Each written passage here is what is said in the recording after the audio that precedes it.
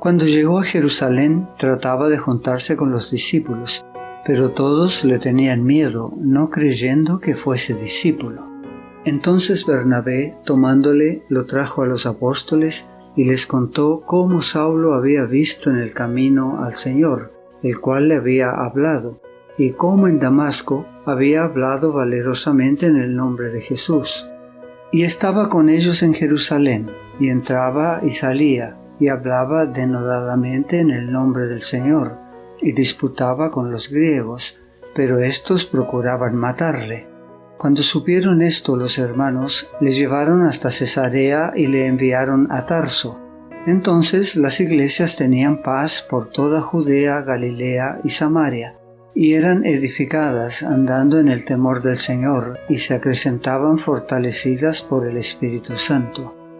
Hechos capítulo 9, versículos 26 al 31.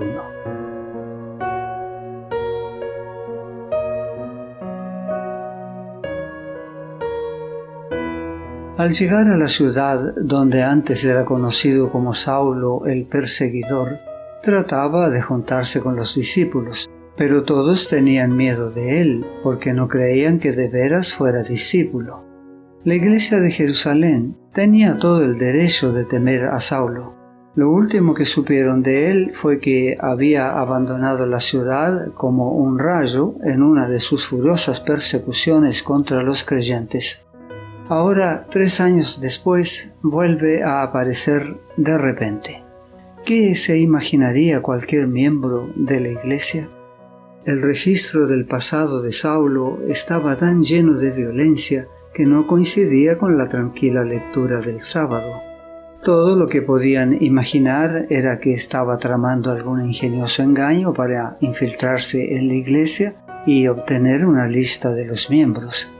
Ciertamente parecía muy sospechoso. Les resultaba difícil creer que un fariseo tan intolerante y que tanto había hecho por destruir la iglesia pudiera convertirse en un seguidor sincero de Jesús. Pero Bernabé, el hombre que había contribuido generosamente con su dinero para sostener la causa de Cristo y aliviar las necesidades de los pobres, se había relacionado con Saulo cuando éste se oponía a los creyentes.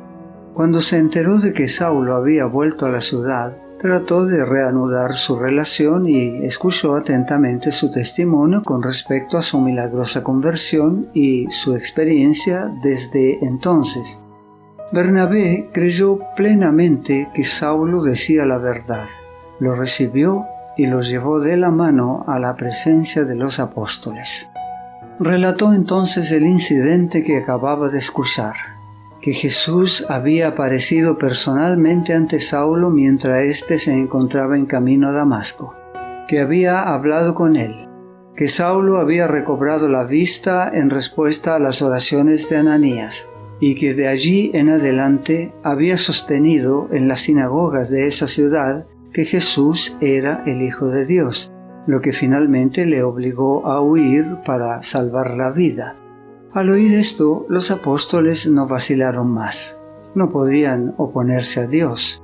Pedro y Santiago, que en ese momento eran los únicos apóstoles que quedaban en Jerusalén, tendieron la diestra de la comunión al que había sido fiero perseguidor de su fe, y ahora fue tan amado y respetado como antes había sido temido y evitado.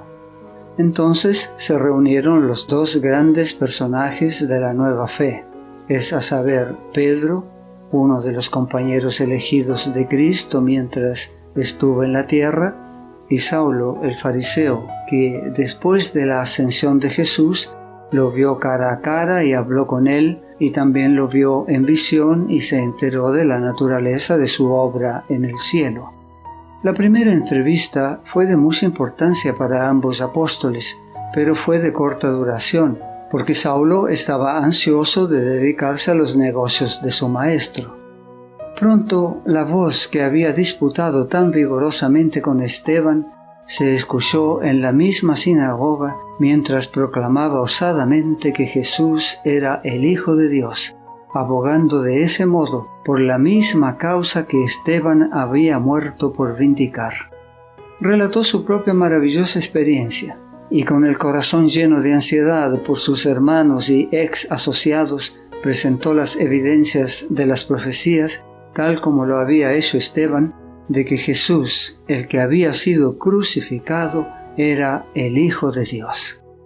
Saulo estaba seguro de que estos maestros de Israel, con los que antes había tenido tan buena relación, eran tan sinceros y honestos como él, pero había calculado mal el espíritu de sus hermanos judíos, y en la esperanza de su pronta conversión estaba condenado a una amarga decepción.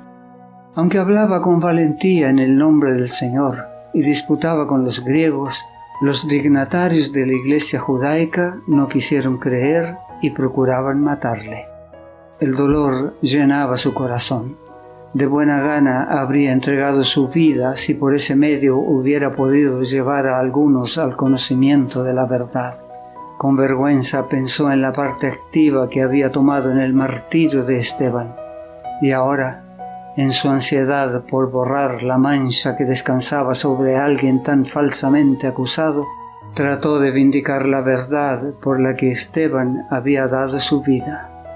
Afligido por la ceguera de los incrédulos, estaba Saulo orando en el templo, como él mismo atestiguó después, cuando le sobrevino un éxtasis, y se le apareció un mensajero celestial que le dijo: «Date prisa y sal prontamente de Jerusalén, porque no recibirán tu testimonio acerca de mí». Hechos capítulo 22, versículo 18. Saulo estaba inclinado a quedarse en Jerusalén, donde podía hacer frente a la oposición. Huir le parecía un acto de cobardía si, quedándose, podía convencer a algunos de los obstinados judíos de la verdad del mensaje evangélico, aunque el quedarse le costara la vida.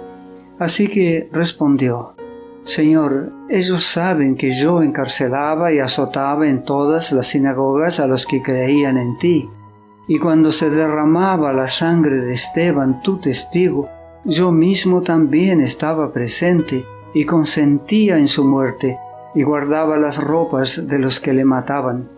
Pero me dijo: ve, porque yo te enviaré lejos a los gentiles». Versículos 19 al 21. Al enterarse de esta visión, los hermanos se apresuraron a facilitar a Saulo la fuga en secreto de Jerusalén por temor de que lo asesinaran, y le llevaron hasta Cesarea y le enviaron a Tarso. La partida de Saulo suspendió por un tiempo la violenta oposición de los judíos, y la iglesia tuvo un período de descanso en el que muchos se añadieron al número de creyentes. No te pierdas nuestro próximo mensaje. La gracia de Dios sea contigo.